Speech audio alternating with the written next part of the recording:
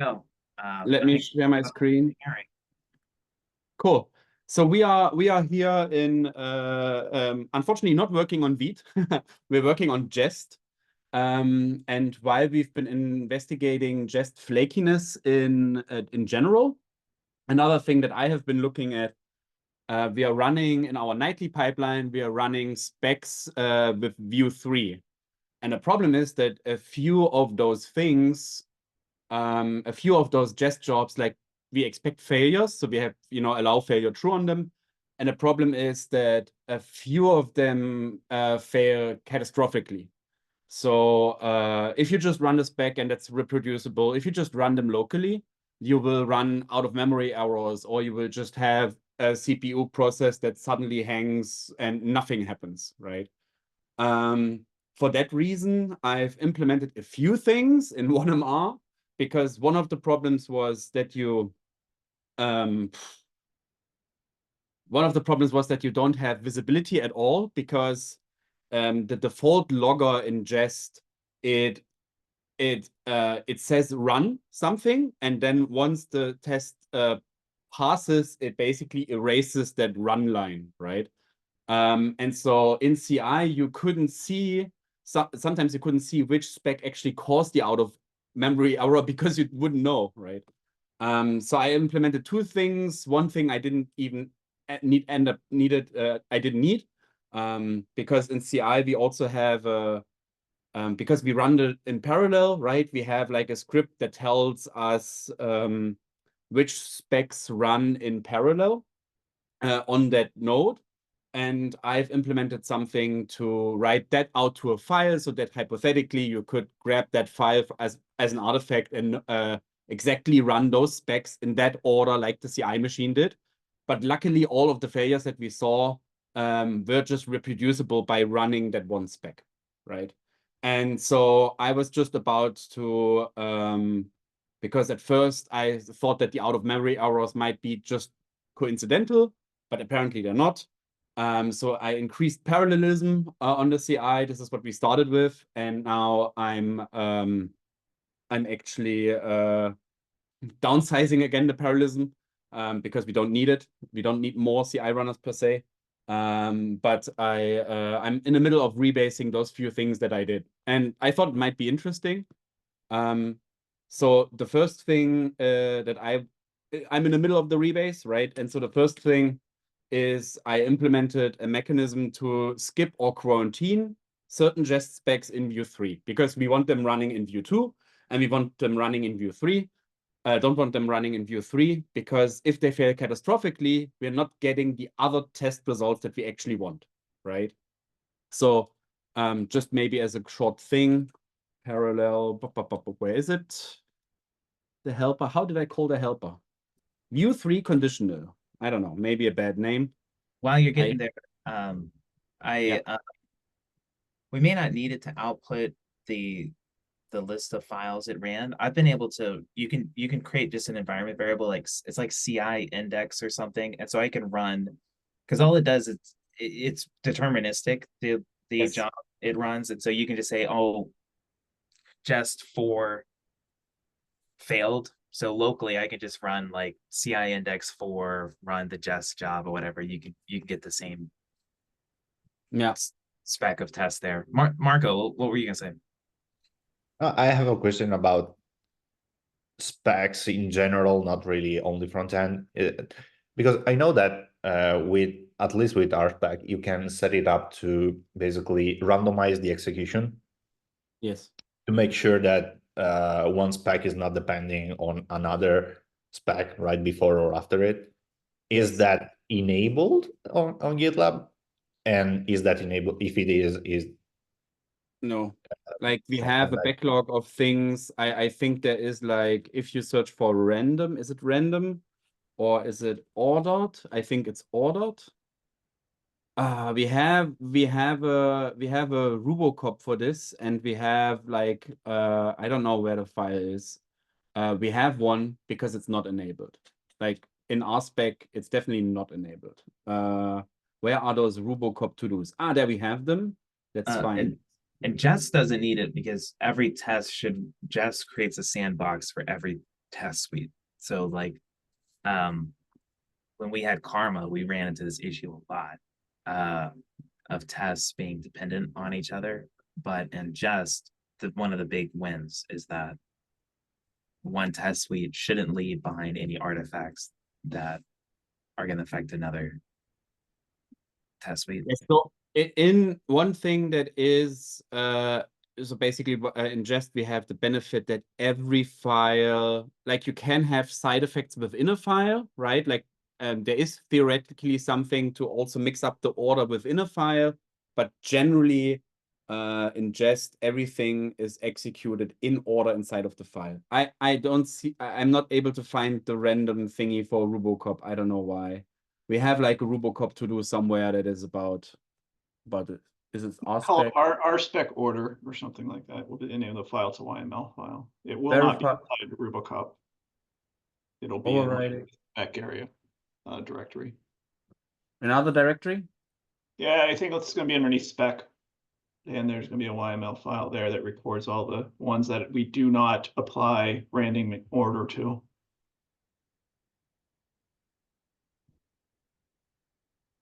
It is somewhere. I've seen it. I don't know. I mean, random and order are really bad searches. It's going to be, there's something like RSpec and orders in the name of the file. Yeah, there we have it. RSpec order to do. These are the ones, and it's a long list, right? Like this is the list of all the files where. Yeah. I think we should somehow promote, on a side note, this being trimmed somehow. I think a good one for the hackathon. What's actually funny is I assume some of those are actually not order dependent. Everything was put in there, and then it's your responsibility to take them out. So yeah. I mean, to be honest, like actually, this is something that an AI agent could do. It's something that that's something that a bot could do, right? Like pick one of those specs, execute it in randomized order like 5 times, and if it passes 5 times, then submit an MR that removes it from this list. Right. Yeah, like, there is a script that says to call here in the linking above to do just that. But yeah, you're right. They could be automated and this could be cleaned up within real quick.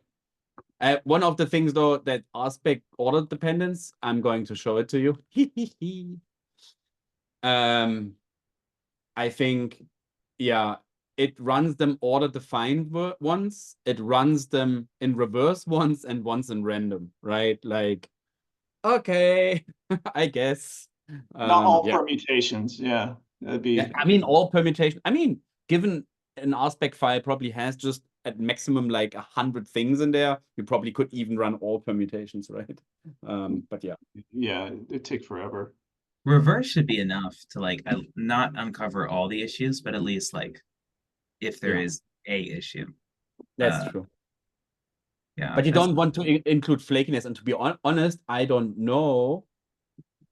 Let's search for -- order. I actually don't know what order random. Okay. Sorry, I'm getting a parser.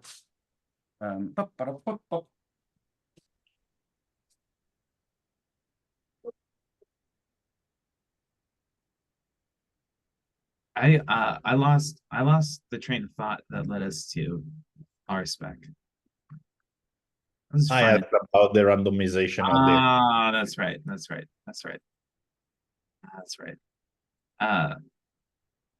Yeah, there's so much of like. So let me ask you while we're waiting here, then Lee and Marco and everybody else, but specifically about like. There's so many like small little tech debt things like these like Rubocop stuff. We don't necessarily have like issues for all of it, but is there a way we can get contributors wanting to pick things like this up without having to create an issue for every single little one? So there's an issue that I just shared in the chat that has been the one I've been directing people to, like back-end people, kind of new contributors, that when you run some kind of greppy script and that just identifies all these rules and all the violations, and then people can just pick away from them. So alternatively of this, it's quite easy to write a little JavaScript or Ruby script or something to create a whole bunch of issues. My only concern with this is I think that people have gone absolutely mad on it, and I worry that there's going to be a number of people that are a bit frustrated or disappointed because they picked up the same rule as somebody else, and they both raised the same MR essentially. But yeah, I would say either just be kind of I'm trying to think of a nice way of saying lazy, efficient, be efficient and create a single issue. If you can easily like list the things or give them the command they need to run to identify them themselves or whatever. And then, yeah, or we write a little script that can create a whole bunch of issues.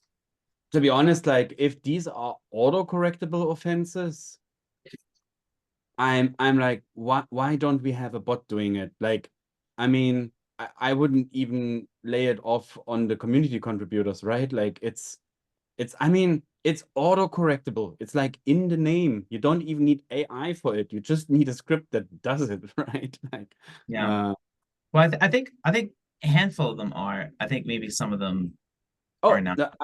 A list of all auto-correctable, right? Oh, these are autocorrect. Yeah, we should probably just. I mean, there's a bit of rub with Robocop and autocorrectable. No matter how great it is, I've had cases in other projects where people have ran the autocorrect and it doesn't take into account other nuances, and it broke a whole bunch of stuff.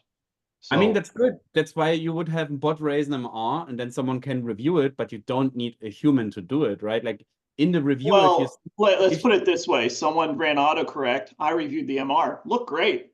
Broke production. Just for something that I would consider a linting nice to have. And that's where the risk comes in. Yeah. Well, I think as well, although it may be in this instant a bit inefficient to have a real person do it rather than a bot, the good thing is, especially if they're new contributors, that it might almost onboard them. Like they've got the development environment set up, they've familiarized themselves with the code base, understand what Robocop is, what RSpec is, and it's quite a nice carrot or something to get them involved, if that makes sense, and hopefully onto bigger and better things. 100%. On the other hand, you know, it's like I just don't like if people. I mean, you still. I mean, you still have stuff that's not auto fixable, and I'd rather that are probably also easy to fix, but are for whatever reason not auto fixable. Maybe because it's nobody. A great point. Yeah, we should totally have or do create a identical issue, but for the ones that aren't auto correctable. Yeah, that'd be helpful. And one of the other things that I also realized, which is funny, is like you have the Robocop to do YAMLs, right? And imagine like not this one, but you know, you get the idea. You fix the thing in the YAML that is ignored in the file that is ignored, but it then actually is not pulled from that file, from this file automatically. So hypothetically, you could reintroduce it again.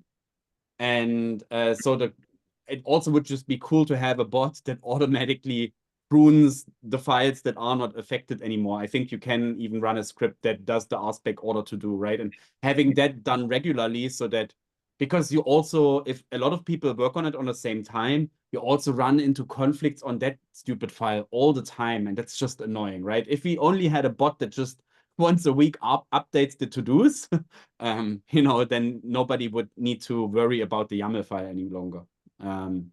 Yeah. But we are here for a rebase, right? Yes. Okay. So, and the idea was that you the simple idea is that you basically wrap describe in a wrapper, and a describe only does if view 3 is enabled, you just skip it, and if view 3 isn't enabled, you run it. The only thing though is, unfortunately, I had to go with a little bit of hacking here. So I just introduced a little skip reason class, because one thing that I really like about our RSpec that we have, if we quarantine a test, maybe skip reason is actually, maybe we quarantine view 3 might be a better name. we always have a link to an issue, and I also would love, you know, I didn't know how many, we just ended up with 5 files, and so I actually didn't know how many files we're going to end up with that need skipping. So I was just thinking it also would be good to document the reason why, right? Like, I mean, it's also documented in the issue, but you know, it was just at the time I was like, hey, if you skip something, you better have a good reason for it. And so this kind of forces you a little bit to skip it with a reason, right? Maybe a little bit over-engineered. Then we also have the problem that skipped stuff in the default Jest logger is also not logged, which I don't understand, right? So I've actually adjusted the logger a little bit, and I can just show you. Let me just export view version 3. And then if you, I don't know, Jest, what do we have here? Yeah, give me AI agents, right? And so, oops, I guess I need to run yarn. Cool. So actually, it now, this looks a little bit odd because it prints those run commands and doesn't clear them, and because I run with multiple runners, right? But let me just do it like CI does, max workers 1. Cool. Shoot. Sorry again. Let's just do it. You can now see, okay, it runs the specs, then the failure, right? It runs it. This one was skipped, right? It actually prints the skip reason, and you know, run pass, right? If we actually keep, is it usage? I don't know. No. Yeah, log heap usage. You get the heap log as well. And in CI, it just looks okay. Like if I go to, you know, CI equals true, you know, we get it also colorless, but it looks all right, right? It's a little bit, why does it now say that the thing is passing instead of skipping? I know why. See, my reporter is broken. Oh no. Regex, it's so hard. Oh man, The we just whole records. Oh no. Yeah, the whole logging bit is a little bit tricky. Because actually what's interesting, these are links. I don't know if you're aware, like if you run just look, Yeah. these are links. And so like all of that formatting is done by a helper function, but that helper function also just can print failing and passing specs. It cannot print it cannot print skip or, you know, yeah. Anyway, how does it look if I now do it again? Does it look too bad? It looks all right. Can you clarify the problem to solve with the custom reporter? One problem is that in CI, if one of those specs ran out of memory, I couldn't see which spec caused it, right? And this is why we print a line before we start a spec and why we print a line after we start a spec, so that I just have an easier way, you know, rather than trying to run all the specs that the runner ran, I just can try to run it, right? And the other thing is it doesn't print the skip ones, right? And I just want awareness that if we have a skip one, that it's also printed, right? Yes. Okay. But is that going to cause issues when like when we use multiple workers, you know? Multiple workers? On Jest, like, I mean, it doesn't cause it. It's actually funny because you kind of see. So this whoops, what did I do? This doesn't make sense. Cool. So if you, I mean, let's do max workers 3. You will see, oh, it starts 3 and then it prints once it, I mean, it doesn't cause any issues in the sense of that weirdness happens, right? Like you see, okay, basically 3 ran, then the 1 ran, then 1 was skipped. So yeah. I don't know. It doesn't like, it's a little bit more verbose, but it also only happens in view 3 mode. So if people are not in view 3 mode, you don't see it. Like it only happens in view 3 mode or CI. Okay, I think I see what you're saying. Yeah. Like, okay. It's actually funny because you can see that you have multiple workers and you can now see when one finishes and picks something up. And I don't know, right? That would be a cool thing for it to log too, of like which worker it was running on. How many workers? It's like there's so much more information to be nice to get from Jess. Like for each line where it's saying heap size, you asked the question this earlier. Is like that heap size is for the specific worker too, and it'd be really cool to see like, oh, this is for that worker, and like, I don't know. There's just a lot more information Jess could give us, which would be interesting. I mean, this is funny because we could all log it. I mean, I'm extending the default reporter. I, just make the choice to, reuse as much of it as possible. But actually, these reporters are not too hard. I mean, I'm saying that, but the problem is that that some of them, like there is a little bit of logic there. So if you run it with a terminal, that it clears the line again, right? Like, and so on. So like, there's a little bit. And I mean, it obviously, if you have retries, it just logs a whole bunch more stuff, right? Like indenting lines, like there's a lot of logic to it. But you're right, we probably even just at the start of the run, just printing like how many workers are running because you just don't know, right? Like, and in CI, it's funny because we're running it in CI on machines with 2 CPUs. So you actually just run stuff with 1 worker, right? And yeah.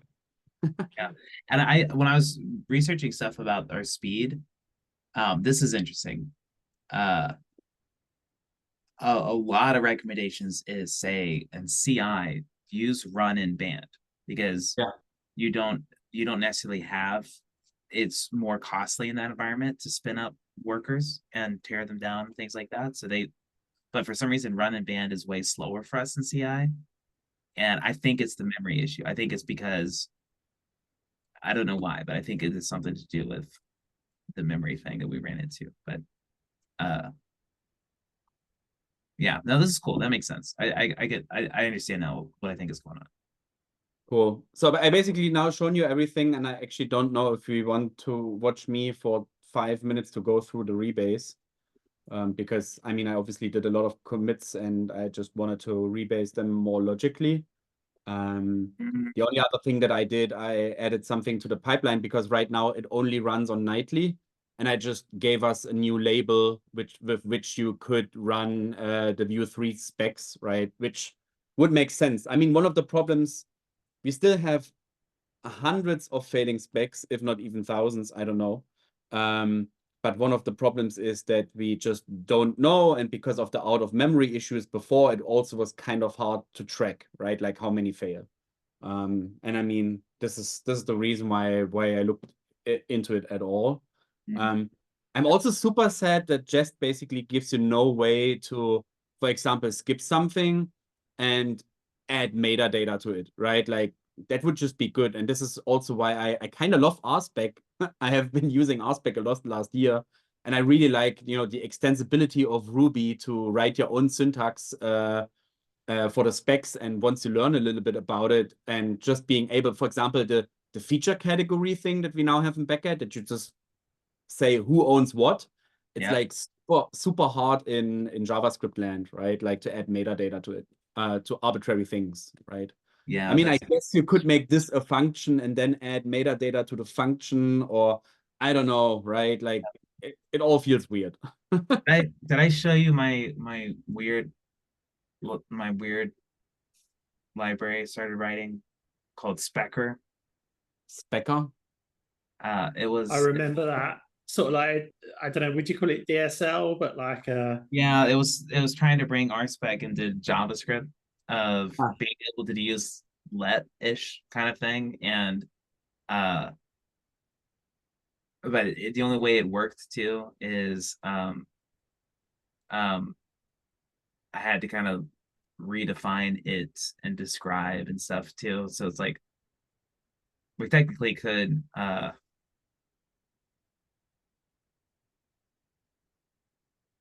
oh, that's neat. Oh, Yeah. that's interesting. Yeah, I don't know. I mean, I don't know, right? Like you Yeah. would still need to write your own reporter and stuff. I don't know. Like, Yeah. oh, how actually do they do that? That's interesting to me. Like, I don't. In the long run, are we do we like Jest? Are we so committed to Jest in the long run? Are we thinking moving away to, I know we throw around things like beat test and other things like that. I don't know if we are committed. I mean, we would need the motivation to move, right? Like, and Yeah. for example, with V-test, I tried it out a little bit. And one of the things, like just running it on 10 specs or so. And on 10 specs, I didn't see like a big performance improvement. Like, and I think the one problem that we have, the slowest specs that we have, I think are generally view specs. I mean, one of the things is transpiling it, but I don't think, for example, that ES build, which VTest is using under hood, is a lot faster compared to Babel, because for the view bits, it needs to call out to Nodeland as well, right? Like, so. Oh, really? It can't stay native when doing view builds? No, Vue is a plugin, and I mean this is the thing that I hate most about Vue, that the single file compiler is the implementation of it is just in JavaScript, and so like yeah, and you know stuff like JSX is native in ESBuild, so you know you get the full speed. You compared these. Did you get to check out the memory usage? Like, or Oh, I mean, again, I just ran 10 specs, so I don't know. One of the things, I mean, what I liked as a developer, usually you can define globals like describe in it, but you can also just import it, or that's the default. That's And cool. I like having stuff imported, right? Like Yeah. it makes everything easier because hey, there's a magic global variable. And one other thing that I really like, it has a browser mode, so you can actually run Parma style. You can run your specs in the browsers again, right? And that's like, right? It's good because if you have like a specific, you could have similar to RSpec land where we have different categories of specs, right? Some with Capybara, some with whatever, and I mean we have that in Jestland as well. You could have something to run like JavaScript specs against the browser if you have like something where you really want to test that your internationalization stuff works across the browsers, or that you really can want to test like a regression that you fixed, right, with a workaround or something. So that's actually that would be cool if I'd be able to say like in one run, like these tests run on the browser, these tests don't. If I'd be able, that would be really neat. I assume, I mean, that's the idea with filtering as well, right? So my Sure. question is like, or with metadata to tests, you could tag to certain tests to also run in the browser, right? And then you just have one CI job that just runs those 20 tests that you're interested in. Another thing that I found super interesting, which goes one step further than putting your test next to your code, is putting your tests in your code. Yeah. And I mean, for you like utility libraries and stuff, I really love it. I really love it because having the tests close to the source is cool, because I mean we probably have so many test directories that don't match, so I really like that as an idea. It's always and it has a UI. It starts a UI where you can restart code and you can look at the module graph, everything that's imported in your tests. It's too fancy. I'm out. It's too fancy. I was on board until you showed me the UI, and I was like, oh, okay, no. Yeah. This isn't fun. I mean, you don't need to start it, right? You can start it. So, like from that perspective, it was interesting. Also has benchmarking features. Yeah. Oh, that was a neat little animation. I mean, the one from Jest is also all right. Do they have? Oh, Yeah, they have like one here, yeah, right? little wheels. Oh, okay. Is Yeah, it actually random? Yeah, it's random, right? really? Yeah, I had a failure before. Here to fail. Anyway, so we got way out of the weeds here. I don't want you to watch my rebase. Want to do other stuff? Yeah, I pushed the thing up. But I don't think it created merge requests, so the pipeline might not be running. Okay. But yeah, we could do some other stuff. I know you were talking about improving Vite errors. Yes. Does anyone So else anything yeah, else to look at? yeah. I don't know. We can look at Vite errors. I think it will be interesting.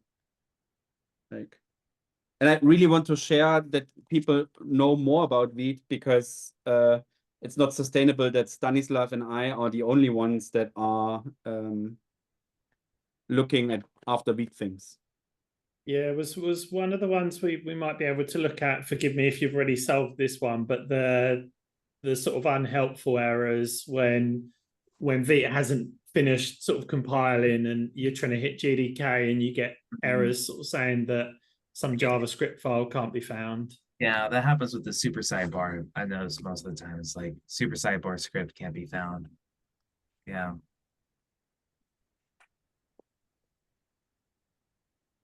Yeah, I think that's an interesting one.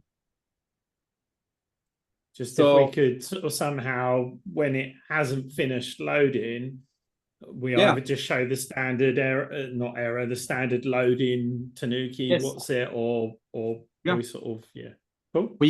I mean there are two different things actually. Like, unfortunately, some people like CSS and I put the CSS stuff in Vite. I don't know who that was, but that just takes a long time. So one of the things is just that the initial startup takes very long. Another thing is that we had some people that switched branches and something was completely broken, right? And so when that thing is completely broken, you never get the feedback that Vite is right now completely broken, right? I think these are two different things. But like, I did run into an issue where, because I had Vite disabled for a long time because of working on the web ID stuff. At some time I did a GDK update, and then Webpack was just broken. Like it wouldn't work for me. And I didn't get any feedback from it. And it looked like everything loaded, but it wasn't. It was very weird. I noticed that Vite is running at this, even though I had Vite disabled, it was still running in the logs. Like I felt like I saw that. oh, I don't know if it is. One thing that I found is, like, for example, I have Vite running, but if I just do a GDK tail, I'm also getting a tail of Webpack logs still. So my assumption is that, really? that the old logs are printed as well. Oh, maybe that was it. I don't know. Yeah, maybe that was it. Cool. Yeah, if we can maybe probably solving the catastrophic error. If we're not reporting nicely when there's a catastrophic error, maybe there's a way to prove that. That'd be interesting. Cool. Let me just do my commit here one, and then we do a git stash for all the stash. Does anyone have a really quick way to download front-end fixtures? Oh, there is a cool quick way, isn't there? Yeah, there's a script. There's a script for it, right? Oh, yes. Oh, that's so cool. Do you know what the script's called? I'm just searching for fixture, and it's called scripts frontend download fixtures.sh. Oh, wow. Okay. I would have never found that. Yeah. I wouldn't have, because Oh, the download fixtures one is actually also smart, I think. Like, it tries to download from your branch and basically goes up the commit history and then downloads it. That's fancy. Yeah, I think I wasn't expecting something so helpful to exist. Yeah. You've been in the company too long. Your pessimism shines through. Yeah, it is smart. Wow. It goes up the commit chain, which is that's really helpful. Nice. Yeah, because I know that I need to run just snapshots. Yes. Yeah. Cool. Okay. Want to look at Vite? Sure. I'm a little bitter about it About Vite? taking over Webpack, but No, I'm not bitter at all. Like, I also think with Webpack 5, the update of Webpack 5 is about as complicated as the update to Vite. So yeah. no, you're What's yeah, we're also on interesting Webpack is we 4, aren't only we? have We're not even on a Webpack 5, right? huh? Sorry? Or we're still on Webpack 4, is that right? Yes. Yes. Wow, my And that gosh. causes problems as well, right? Like, and another thing that's cool about Vite, I don't know if you're aware, but we have an MR open that runs our RSpec tests with Vite. And the RSpec tests are actually there are only like 6 RSpec tests that are failing. And for stupid Nice. reasons. And it's not that many. So Wow. we That's might be able to make Vite the developer default. But the problem with that is, like, if we have these errors, right, like people keep running into them, we just need the better error. I mean, also we have a bit of, yeah, I don't know. How far away are we from making it production default? Oh, I think a little bit because we like, and this will be a tricky bit because I think we basically should feature flag it. Wow, that is Because- tricky. Yeah, this is tricky. So we will have a time, and this needs to be planned carefully. We will have we should have a time where we can switch with feature flags between Webpack and Vite, because there's no way that we're going to be able to build the bundling of the JavaScript exactly the same way like we do in Webpack. And so we don't know performance concerns, right? We don't know if something is broken that's untested or something like that, right? And so just a gradual rollout or rollout for special people and to test everything, rollout for QA even, right? Like, because we run QA against, what is it? Some canary, some instances, right? But those need a production build, and it's probably better we feature flag it somehow. Yeah. Right? I know it sounds crazy, and it is probably is, especially for the main GitLab project. But whenever I'm like updating builds for a library or a smaller application, I do find it helpful to compare Yes. the two outputs. And Yeah. sometimes that just reveals like hidden issues or like, and I wonder if we can mitigate some risk by finding ways to efficiently compare the two outputs. I think it's tricky because the outputs are just so different. Like, Yeah. it's You really? so They're so, yeah, because everything's minified and gonna be named differently and stuff. That's interesting. Yeah. and also just like the chunking, how it's done. Like, so one of the things that's probably going to happen with Vite is we're going to download way more JavaScript files, but smaller ones in a production build. And so this is just something that we don't know how it behaves performance-wise. And that's really hard to try to test locally because, I mean, all of it comes together like, hey, on gitlab.com, we have HTTP2, right?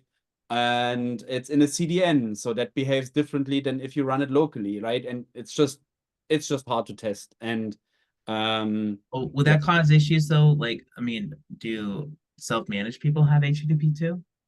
that's a good question. And this is also something to find out, right? Like, this is part of the process where we need to talk to distribution. I mean, my hope would be, but you never know, because in the end, people could always put like a random, what's his face? They could put a random proxy in front of their GitLab.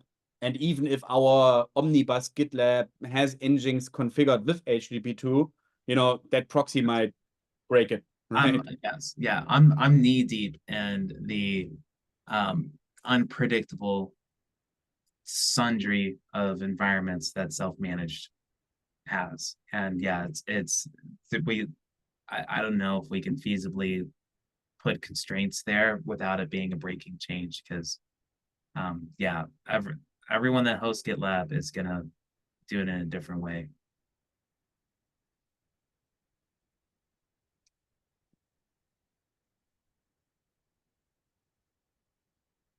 Cool. Yeah, so here, for example, right, what I mentioned, you see I don't have Webpack running, GDK tail. Is it tail? No, like it still prints some Webpack stuff, as you can see from,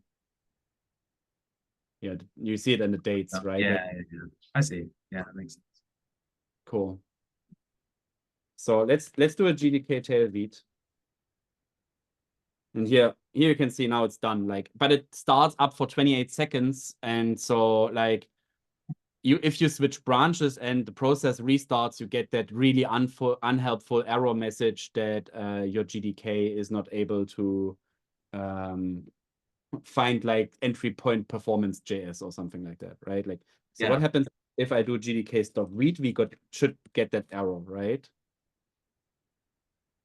If you do what? Top read, I mean stop read. Yeah, right? Like, I mean, this is already a problem that this error message is like super unhelpful, right? So what? I Yeah, mean, what throws that error? Where's that error come from? so we have a gem called Vite Ruby, and the Vite Ruby gem itself defines this error, right? So it's actually good that we have some people with backend experience here, because we can look where Vite Ruby does it. Tasks, Vite Ruby, and find What part of our code references Vite Ruby? Yeah, I mean, controller, I don't know, it's Rails magic, right? Like, I have no idea how this works. Okay. Like, it's probably a middleware or something, right? Like, this is the missing entry point error. Yeah, this is the error, right? Oh, troubleshooting. Manifest file not found? No, this is an Vite Ruby can find in the manifests. Okay, failed build. Default clauses, right? Okay. So, okay, Vite Ruby has multiple ways to work. One of them being actually doing a production build, right? And so depending on the setup, it gives us different errors. And there's also like an auto build feature. I don't know, right? Like, but we are just getting like these default causes. But the question is like, yeah, it should know, like, it'd be really nice to get an error that, oh, it's not just that the entry point's missing, it's that the server's down. Like, yes, and this is actually interesting because I assume, like, where do we use Vite Ruby? Vite Ruby in our project. So, cool. Yes. Okay. So we have a Vite helper, right? Vite enabled is just whether you have it enabled locally, right? And what actually is available, we have Vite Ruby. Let's look at the docs. Right here. We have a Vite Ruby instance, right? Dev server running. Yes. So we have a way to check whether the dev server is running. So we actually could improve our error message accordingly if we just detect that the dev server is not running. So let's just try that. Because we have the Vite helper, right? Vite entry point. You know what? Yes, it's too bad Doug ducked out. Look, basically the stuff that fails is this one, right? So right now we have Webpack bundle tag, and if Vite is enabled, we give you thing, right? So let's just do the following. If Vite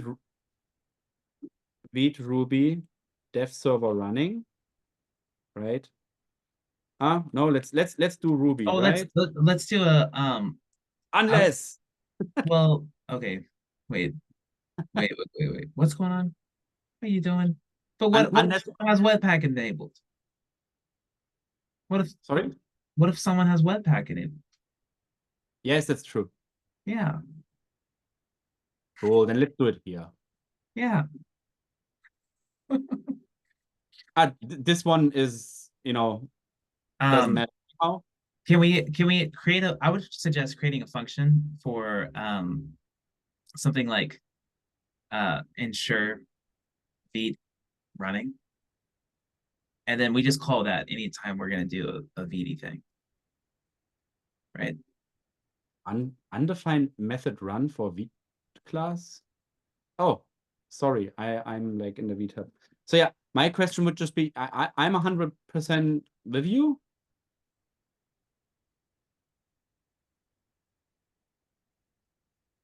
Undefined method dev server running.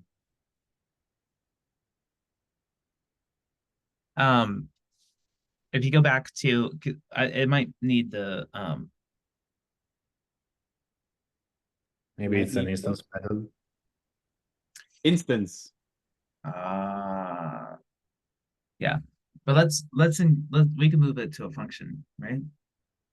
Yes, I mean we will probably make it a Vite helper, and I mean probably we could just raise an error here that has a better message. Right, that's what I'm saying. Yeah. Okay, so Vite JavaScript tag, we're probably using that directly somewhere. Yeah, we're using it directly somewhere. If Vite enabled, if rates Vite client tag, cool. And then we just can, you're saying like ensure Vite running. Yeah, you know what's crazy? What if we did that inside of the Vite enabled check? Yes, that's true. But I don't feel great about it, but we could. Yeah, I mean so we get the value on line 10. Don't you know what I mean? Yeah. And then if enabled and Vite Ruby instance dev server running. Well, I'm actually saying if enabled, then we check if it's running and raise then. Yes. So we don't need to do the and check here. Yeah. Raise if not running. Yeah.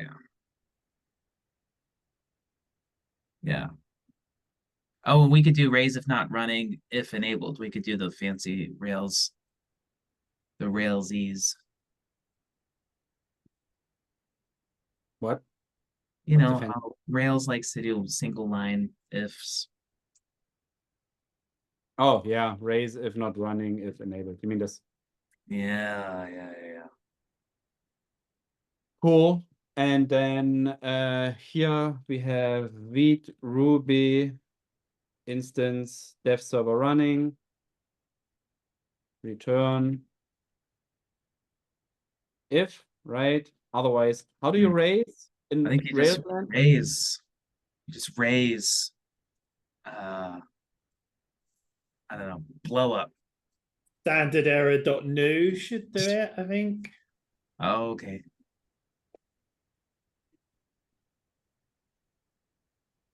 Above the issues. Yeah. Do you even GDK?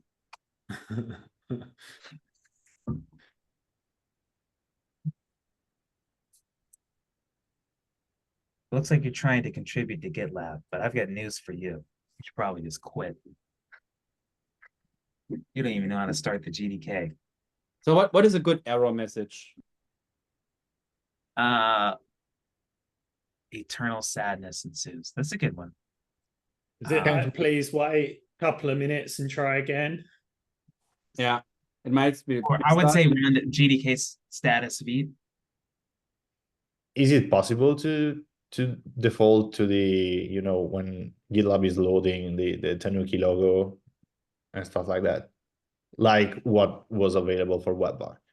So what if Webpack, I mean, that's the question, like, how do we do it with Webpack? Because this is all custom logic with Webpack, right?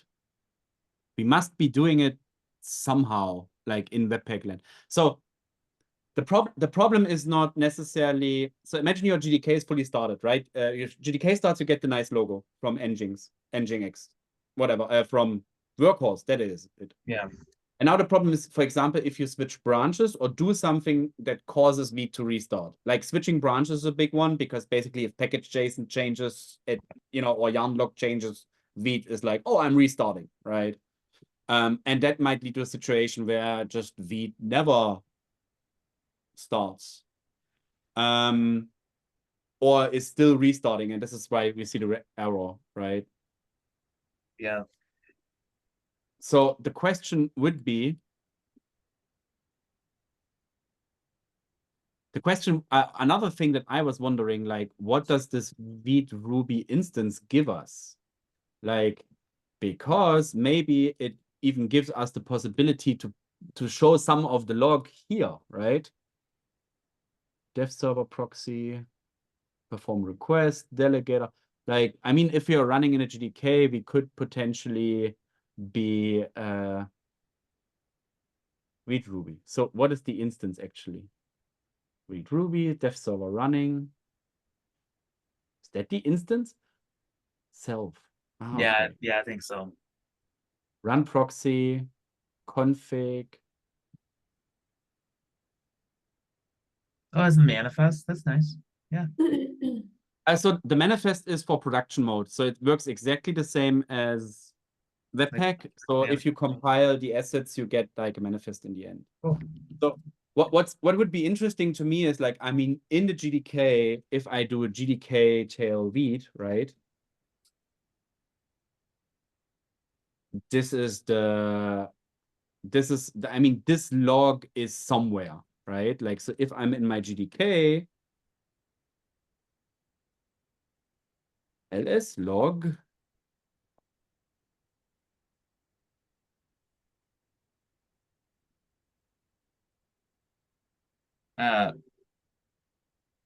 Hey, I've got good news, man.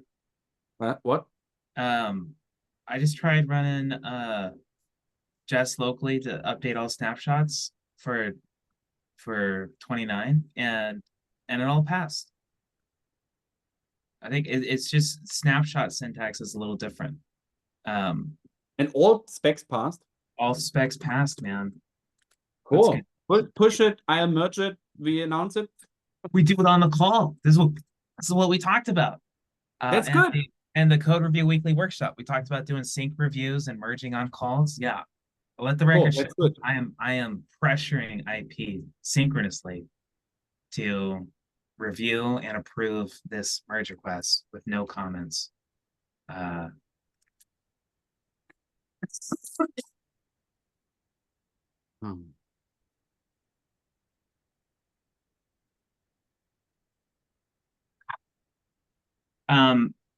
My only thing, and I'd love to hear Marco and Lee what you think. I don't know how we feel about every time we check if Vite is enabled, we do this is Vite running check. I feel like what I almost want to do, I don't think that's a good idea. Like we're overloading the responsibility of that function. What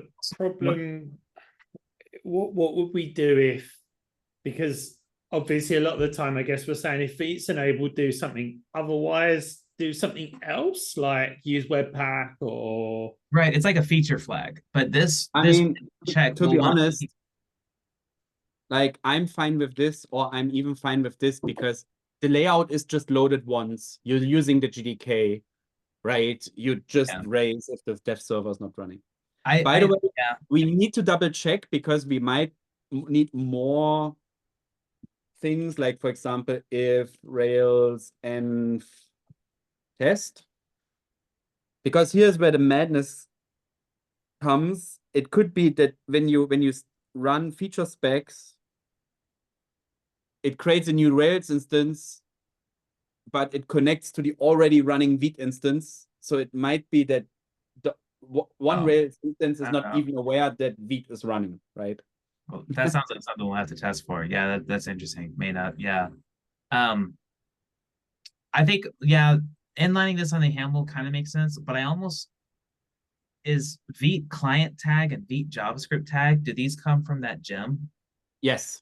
Okay, I think then we need to create an adapter, and we should never hit the gem directly except through our adapter. And I think that will help us control errors and reporting a lot better. I mean, on the other hand, but what sucks is that Vite JavaScript tag is 100% the right name for this function, and Ruby is just one big global soup of functions. I mean, and this is why I'm like, I think it's perfectly fine to have something in the layout, because I mean, imagine you have Vite not I see what running. you're saying. Yeah, because it's in the layout. That makes sense. Yeah, It's in because the layout, right? Like Vite is only, it's only matters. And I mean, I don't know how many Vite enables we have, but to be honest, it's a layout.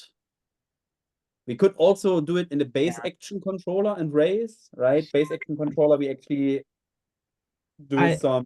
Yeah, I think that's a good point, but I think that there's going to be other, I agree, but I think there'll be other,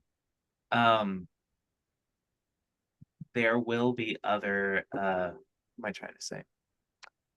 Other errors that we want to control. I can see, I'm saying down the line, I think an adapter would be really helpful. Are there really other errors that we want to control? Like in development, there are basically two things. One thing is, I mean, you basically can run in two situations. The three. Vite is stopped. Vite has a catastrophic error and just keeps looping in a restart loop. You probably want to prevent this, right? Like, so for example, have better error handling in the plugin so that Vite at least is able to stop. And you kind of would like to have a way. So what did they have? Not started. Like consider the one that Lee mentioned was like sometimes when it's running and you load it and it just freaks out because like, oh, super sidebar is not available, and it's running, it's just building it or whatever it's doing. No, it's not. That's the problem. It's not yet started. So the No, problem I is, see this after it started. So what do you mean not yet started? Because I see this like in the middle of development, like everything's already running. I make a change and then I get a message that like, oh, super sidebar entry point's not available. yes, and that's the problem that I mentioned earlier, that basically if you look at the Vite config,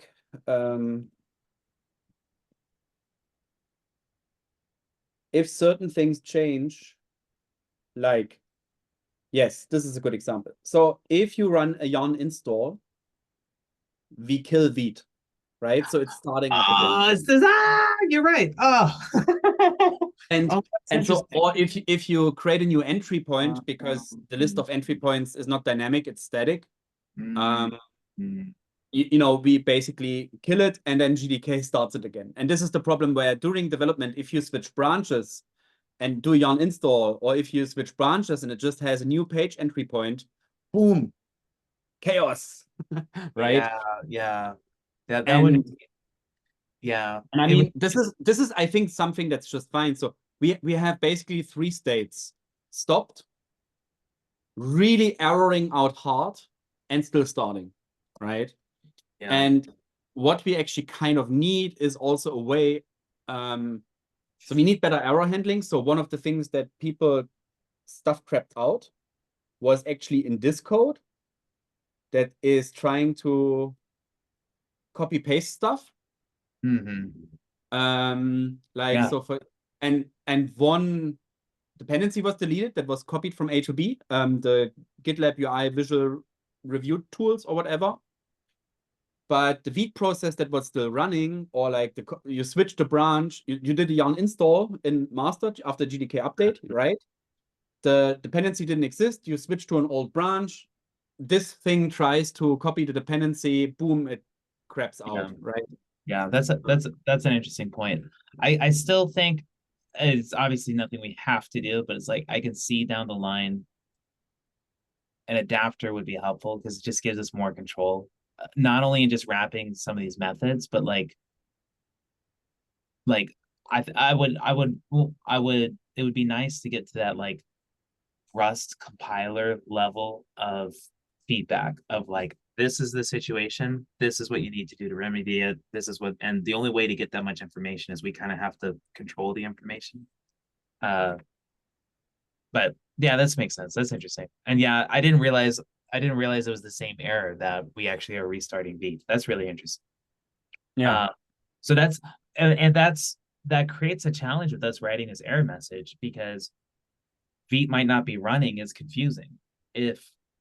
Yes.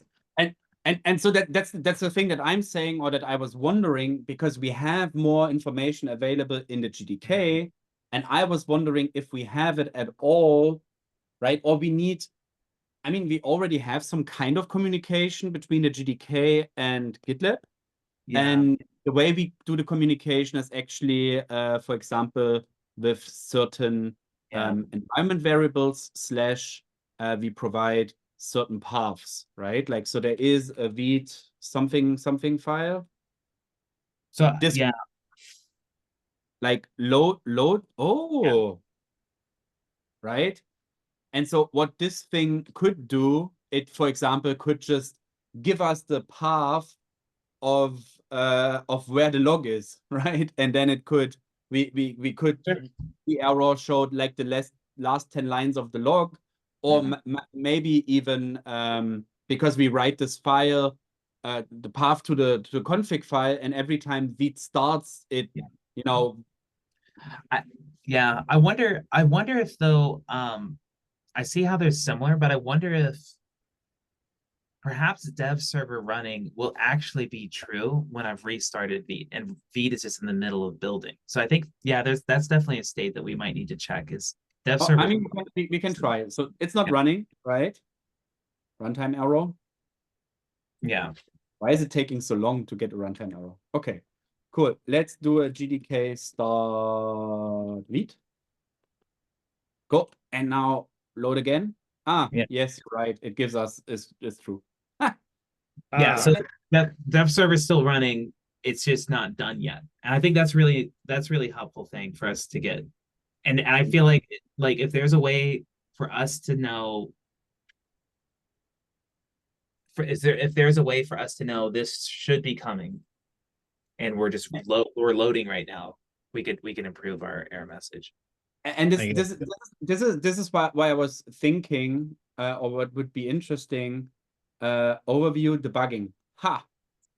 Getting more output from Vite. So this page. Why does your text look weird? I assume that someone uses something that is just like, okay, so this is just more stuff from Vite, but we don't want that. Debugging with DevTools, we don't care. Opening packages and gems, I don't care. Using local library, I don't care. Like, I was looking. Ripping apart this documentation. Like, I was just interested whether there is troubleshooting, installation problems, common problems. Yeah, to have HMR issues, so we have the client tag with Puma But Dev. can we do some, you know, when you start, for example, the debugging session with VS Code, you can write the begin and end matchers to know when something is ready. Yes. So do basically something like that. If we have the logs from Vite on a log file and watch that file when Vite is done. Yeah, I mean, and that this was one thing that, yeah, basically I'm just, this is exactly that. And I was just wondering if the Vite Ruby gem already has a way of communicating between, you know, Vite and Ruby, because what's interesting is that in our Vite config, we actually import a Vite plugin Ruby, right? And I don't know what this does. And so maybe we look into that code and see, because if here, I don't know. So we have access to some environment variables here, right? Like we have Vite Ruby env, whatever, right? I wonder if we could do something like Ruby plugin, hey, update env variable, right? And then, you know, status, and then, started, right? Something like this. And then basically whether this plugin gives us a way to, to have communication without necessarily involving the GDK. I mean, to be honest, Yeah, I also would be happy if we just had like a generic communication channel back to the GDK in development, right? Like, so that I basically can ask the GDK, hey GDK, what is the status of XYZ? Hey GDK, right? Like, Really that would be helpful, right? Yeah, that's really interesting. Yeah. I think I think we'll need to I do think we'll need to adapt that Vite helper. I know I've said that a bunch already, but like but yeah, that being able to architect something where things are exposing a lot more status than needing to have to check things like that. That sounds super helpful. Well, Right. I know we're running a little late. I've got to hop off, but I'm gonna ping you IP on the Jest update. Do you think you'll be able? I thought we're going to merge it synchronously. You want to do it right now? Where is it? I'm pinging you right now. Here's that MR to update. Jest pipeline will be restarted. Yeah, this would be really cool because once I do this, I'm gonna see on that other MR what happens with warming the cache and then running that. Where did you post it? I pinged you, so it should be in your email, but I'm gonna post it in Zoom chat right now. You pinged me on GitLab. Yeah, that's fine. Let me just open my. I opened it in Zoom already. Okay, cool. That's easier because I don't know if my pings contain anything confidential or something. Right. Cool. Oh, this is not as much. This is less than I expected. I thought there was gonna be runtime issues, but they're like but it's just snapshot differences. That's what it's. The big problem is like once we merge this, we basically need to make sure that, because if I merge this and someone updated this snapshot in the meantime, that's problematic. Let me first of all. But you know what? Friday's the perfect day to do it. Friday is the perfect day. I think I will just double check that we don't have MRs that have MVPS set that change snapshots. Yeah.